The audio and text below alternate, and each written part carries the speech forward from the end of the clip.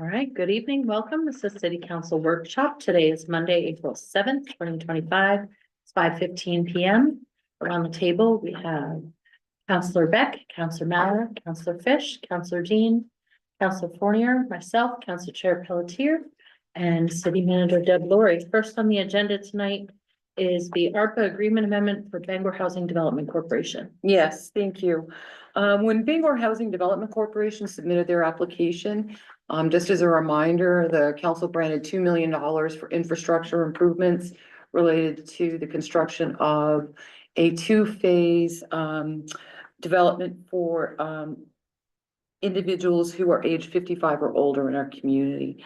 When they submitted their application, it was under the pretext of what they believed the requirements were going to be in the permanent financing, which was that 60% of the units had to be rented to individuals who were at 50% of AMI or lower, and the balance would be at 60.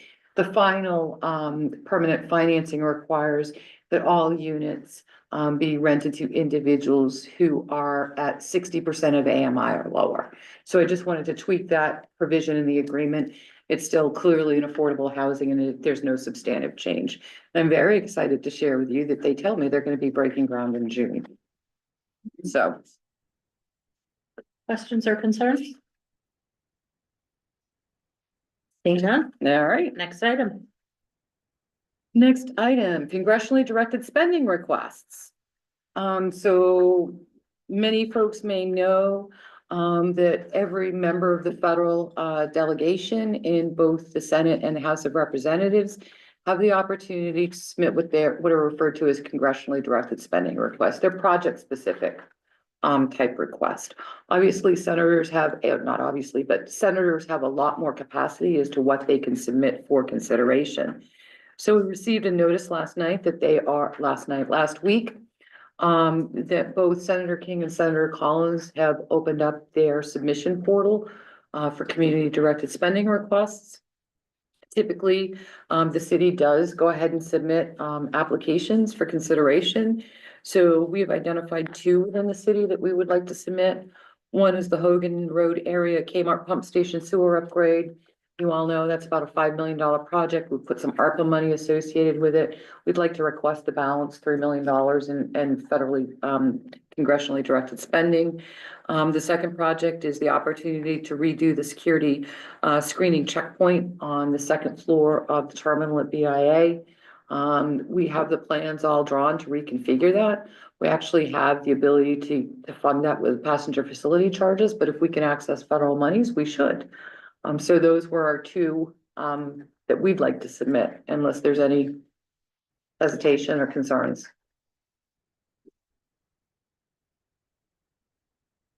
I don't see it. All right. Good.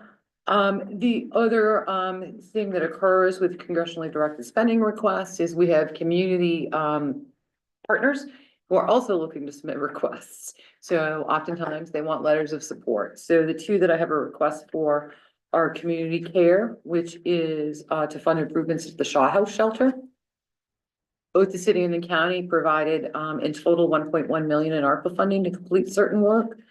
At this time, they estimate the total project cost to be just over 2 million. And at this point, they have commitments of 1.4 million. So what they're looking at is, when I've done some math wrong, support for $821,000 to make necessary building improvements to the Shaw House shelter. Okay. All right. Same thing for Penobscot Community Healthcare. What they are looking to do is to consolidate some of their current operations.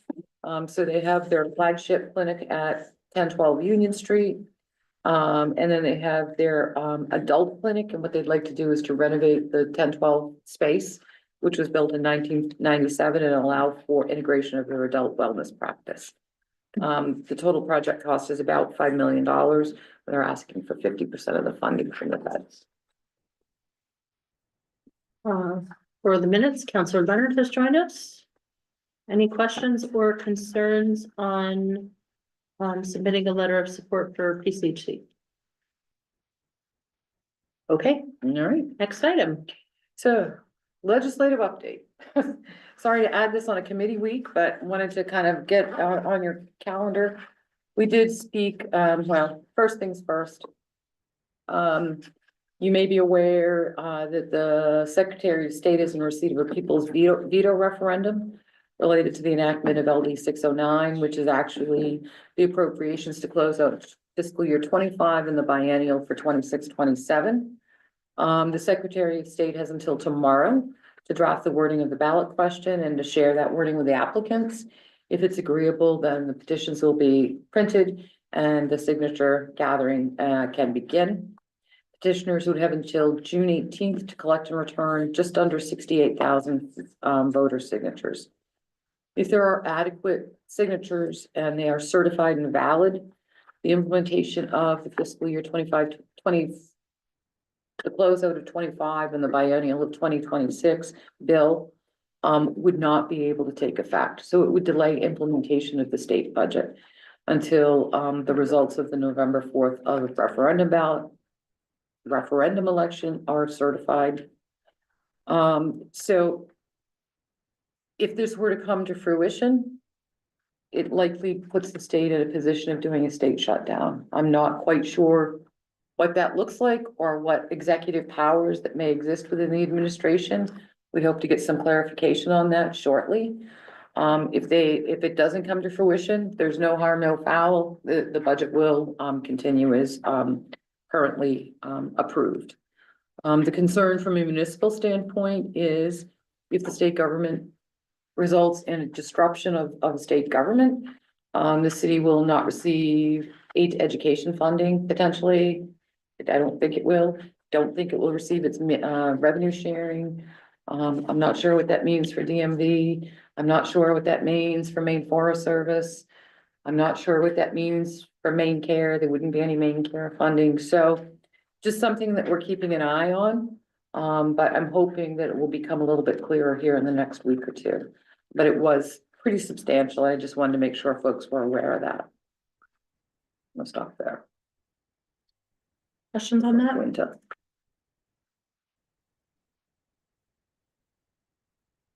All right, great. So as I shared the last time, we had talked about the fact that now that they've come back into session, that the legislature was likely stepping away from that 2-week notice provision for public hearings, and lo and behold, it came true. So on Thursday, there were a couple of bills that we were starting to watch, and there were no hearing schedules. And on Friday, they scheduled the hearings for 10 o'clock this morning. So some of that is in here. So what I did was just go ahead and list some of the bills that have been identified as potential municipal interest by either city councilors or city staff. There was an act to support Maine Discovery Museum. That hearing is later this week. The Maine Discovery Museum, and this was for specific educational programming across the state to support STEM education. It is obviously the city council has supported Maine Discovery Museum in the past, both through an award of ARPA funds as well as a congressionally directed spending request. So unless there's objection, we will go ahead and submit testimony in support of that. Okay. LD 1194, an act to phase out vehicle excise tax and implement a fee for infrastructure funding based on a vehicle's annual mileage. We actually attached draft testimony for this. Staff's position is that we oppose this. The city collects just over $7 million of excise tax a year. This would phase it out. There would be a 2-year gap. The state says they will collect these monies another way and make sure we're made whole. We just don't see how that comes to fruition. A lot of this bill, I believe, is really stemmed by the loss at the state level of gas taxes. So state gas taxes are what are used by the state of Maine to fund infrastructure projects. And with more EV and hybrid vehicles, they are collecting less money in state gasoline tax, which is impacting their ability to fund projects. And so what they're trying to do is go to a mileage-based process, which I don't know what the right way is, but I do know it has significant negative unintended consequences for the city. The other thing this does is it puts in jeopardy our relationship with our rental car agencies. So the rental car agencies that are at Bangor International Airport have to register a certain number of vehicles with us. So now they can just register them wherever they want, so that money also just disappears from the state. So we would like to oppose this. Okay, Seems to me that they could just impose a tax on EV charging. Similar to the gas tax. Okay, LD 1244, an act to establish requirements for warming shelters. So how this is written is every city and every county in the state would have to operate and set up warming shelters when the temperature was below 40 degrees Fahrenheit. Currently, warming shelter funding, like the overnight and the emergency warming shelter funding, all go through Maine State Housing for funding. So while I think none of us want anybody to be exposed to poor weather, I do think this is an overreach to ask every city and every county in the state of Maine. And frankly, if the state of Maine, I'm not sure how we would operate it and who would fund it. And frankly, I think it would be better served if the state wants to do this, the state actually go ahead and set this up on their own. Let them operate these types of shelters. Frankly, I think they should be more concerned that there is an emergency shelter in every county in this state. So. Does that feel kind of appropriate? Any thoughts or feedback on that one? Just Counselor Beck? the question I guess I have is, I know that, Maine Housing does some limited funding Yeah. for warming centers. Based on the feedback you've heard, is it adequate as is? Or are they better served instead of going this route to try to bolster that? Correct. I wouldn't Okay. disagree with that. I think there's a need to invest in all of our shelters. I don't think there's inadequate state funding across the board. As evidenced by, this weekend was the hike for the homeless. And if you listen to the executive director, fundraising accounts for, I think he said something like 80% of their budget. So, yeah, we can certainly push that as well. Yeah. Other comments? Okay, All right. The next two LDs are somewhat related, at least for the city. They increased the cap on liability for governmental entities under the Maine Tort Claims Act. So right now, as a municipality under the Maine Tort Claims Act, our liability is capped at 400,000. One of these bills would increase that to 1.2 million. The other bill is related specifically to school field trips. So that would go from 400,000 to $5 million. This is an example of on Thursday. These two had not been scheduled for public hearing. And on Friday, when I went in and looked in the afternoon, they were scheduled for 10 o'clock this morning. So obviously, the city enjoys certain immunities and limitations on its liability just from the fact that we are a municipal organization. If you remove the caps, what that does is increase the cost of insurance coverage, which in turn increases property taxes. We have had very few claims that I can ever think of that have ever hit the cap of 400,000. So while I get there are probably instances around the state that are more catastrophic, for us particularly, we have not seen that. So I think both of these bills are bills that we should oppose. We're on a roll. An act to provide due process and confiscation and destruction of personal items of unhoused persons. This is a bill that would require almost a judiciary process to ensure that people have due process when it comes to identifying their items and making sure that their items are held for a period of time.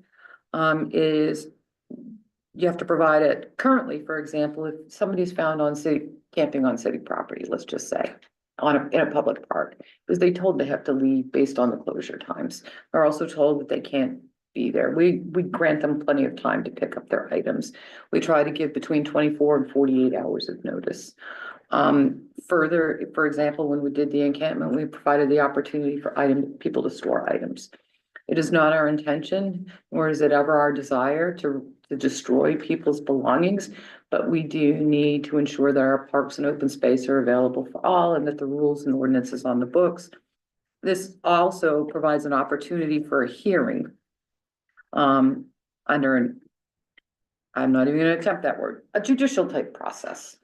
So I think there's a better way to address the concerns that may happen, than creating a whole almost judicial process. And I will work with, kind of public health and our homeless response manager to fashion a different approach.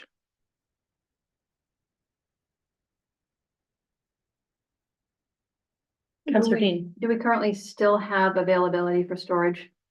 Or So the different only house storage items? we offered was when we worked through the encampment closure, because those were the folks that we were most concerned with trying to relocate and find additional sites. To my knowledge, this has not come up significantly yet this year, because it's spring. So it doesn't typically raise its head until we see more individuals who are outside living for the most part. So if we have we a don't shop- pick up somebody's cart, We have a shopping cart unattended with belongings. correct? Lots of times we'll put a note on it and say, hey, this, just to remind you, this is a public space, public parks is usually the place we see it. And it can't stay here for more than X number of hours, days, or whatever, and let us Mhm. know. And lots of times, I think even Tracy's Parks people will actually, we've held things at Parks and Rec for a period of time, just to make sure that if somebody is coming back for their items, that they are made available to them. So the thought that we just go out and willy-nilly remove shopping carts and remove items and throw them in a dumpster automatically is not wholly accurate. Counselor Beck. I would say that, this bill is also aimed at, shelters and so on. And me personally, I'm actually in favor of the bill. And the reason why is in all the different unhoused folks I talk to, every single one of them has a story about something important thrown away. Yep. Whether it's service records, medals, photos, personal effects, you name it. It's tragic, really. And, while I'm really happy that the city worked so hard to make sure that there was storage Right. available for people, like that was an important barrier to remove. I worry about homeless shelters and so on not being as careful. And so all I'm saying is if the city is going to testify, I like what you were saying about trying to find a way to make this work for everybody, or maybe 90 days is too long. Maybe, there's some amendments that can be made here, but some kind of standard in my opinion, needs to be set at the Right. state level. But this is particularly for property found on public property. Right. That's stated wouldn't in be the shelter bill. property. Okay, So this would be items in a park, for example, okay. items on a sidewalk. Yeah. That's where we most often encounter items that are left.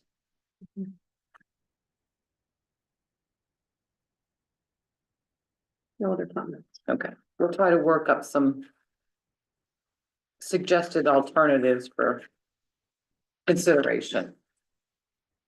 There were 3 items that have come up too, that the public hearings have already gone by, but again, it's a point of, are these things that we can still submit, positions on this?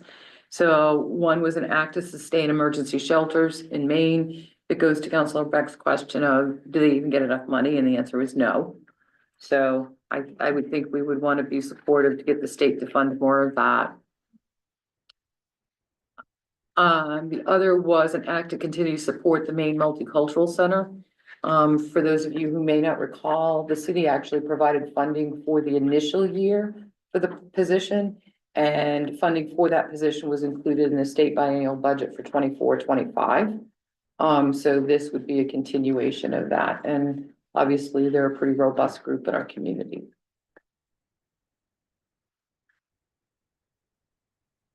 Right. And then the last one is an act to clarify licensing jurisdiction for manufactured housing communities. This bill received a lot of support, but it also provides a pretty significant exemption of fees for one particular housing development, which is a little bit disconcerting. So we include, and I understand that there's been a new bill out, LD 1247, which also limits our ability to assess certain fees for virtually all housing. So the fact that I think we all want to ensure there are fewer limits related to housing opportunities. But when you start, not allowing municipalities to collect fees for the work we do, such as inspections, sewer hookups, and electrical and plumbing, we still have to enforce the code. So it just feels like a bit of an overreach. Okay, yes. Ooh. We got through that faster than I thought. That's it. Okay, thank you very much. And I would also ask you, if you continue to see more bills come out that you're interested in, just shoot us an email and we'll start getting folks tracking on those. We seem to be a little bit ahead every now and then they enact bills out of or they schedule hearings out of nowhere, so. All right,